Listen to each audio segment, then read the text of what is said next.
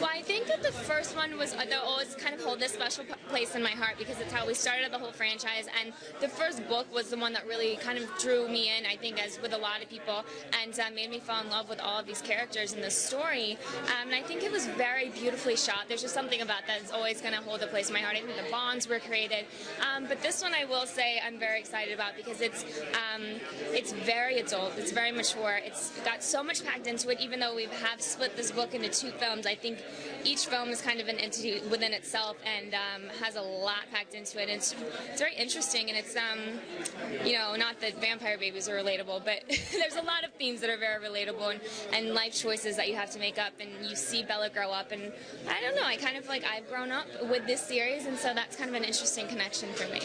Do you have any advice you would give to kids from the Hunger Games who are kind of embarking on a similar thing? I mean, buckle up, it's a crazy ride, but you just have to enjoy it and embrace it. I think there were certainly points where I got a little overwhelmed and I didn't know what was going on, and I think one of the best things you can do is turn to your team and the family that you've had around you and the family that you make, because I think being a part of something like Twilight or the Hunger Games, you do form this bond with each other because not a lot of people go through the same thing, and I think, you know, just look to each other because that's some of the best advice that you can get.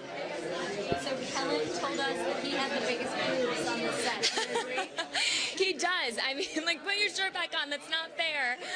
And between him and Taylor, I think it's kind of like they're the muscle men. Okay, so the ab off, who wins? Who's got the best abs? Oh man.